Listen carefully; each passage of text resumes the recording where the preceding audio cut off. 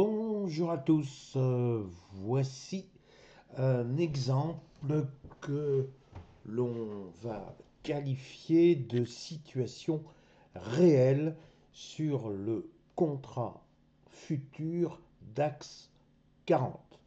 Vous voyez que vous avez une ligne noire et vous avez une ligne rouge. Pourquoi?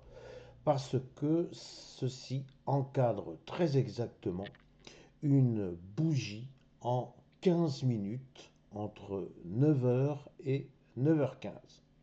À partir de là, j'ai pris tous mes cours et je les ai matérialisés par des bougies en 2 minutes. Le principe, il est le suivant, c'est que si nous sortons par le haut, c'est-à-dire que si nous débordons la ligne rouge, je suis a priori plutôt dans une tendance haussière. Si en revanche, je viens à casser la ligne noire ici, je suis plutôt dans une optique baissière. Je viens juste de couper la structure baissière, donc je suis en deçà de la ligne noire.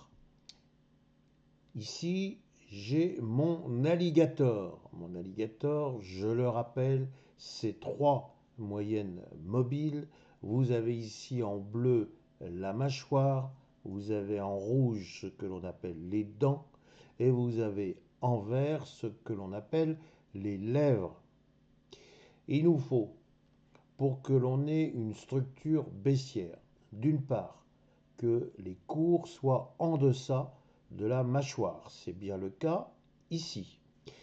Il nous faut d'autre part que les autres moyennes mobiles, les dents et la lèvre supérieure, viennent couper la mâchoire. On va dire à ce moment-là que notre alligator est en train d'ouvrir la mâchoire. Il a faim et il a envie effectivement de se faire plaisir. Donc, nous avons une suite de probabilités pour qu'il y ait sur le futur DAX 40 plutôt une tendance baissière.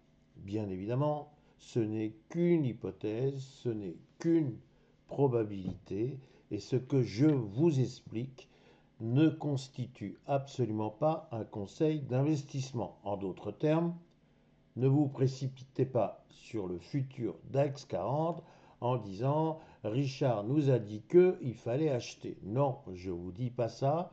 Je vous montre un exemple qui a, à mon sens, des vertus pédagogiques. Si vous voulez qu'on continue, on peut venir dire que, évidemment, le marché peut très bien se retourner. Donc, il y aurait un échec de notre hypothèse baissière.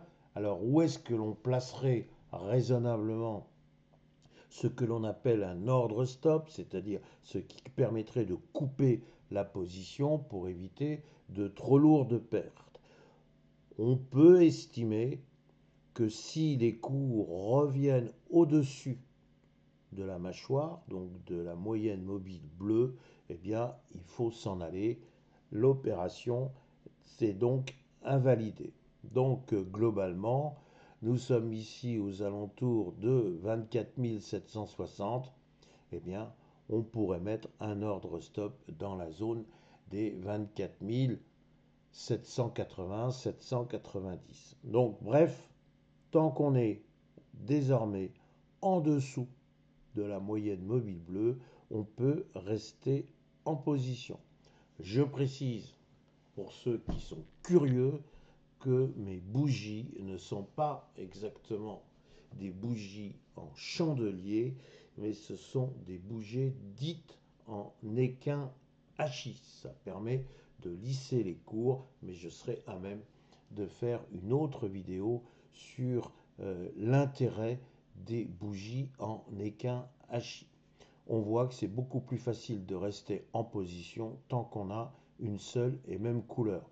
En d'autres termes, tant qu'on est ici en rouge, eh bien ma foi, on se laisse porter par les bougies rouges et on réfléchit lorsqu'il apparaîtrait une bougie verte. Ça voudrait dire soit qu'il y a un retournement de tendance, soit effectivement qu'il y ait une hésitation de la part des opérateurs. Mais tant que je suis sous ma bleue, je suis relativement serein. Alors voilà pour aujourd'hui, il est 9h43 très exactement. Je reviens vers vous dans la journée avec soit effectivement une opération gagnante, soit une opération qui aura été coupée parce qu'il y aura eu effet de mon ordre stop. Voilà, je vous dis à tout à l'heure.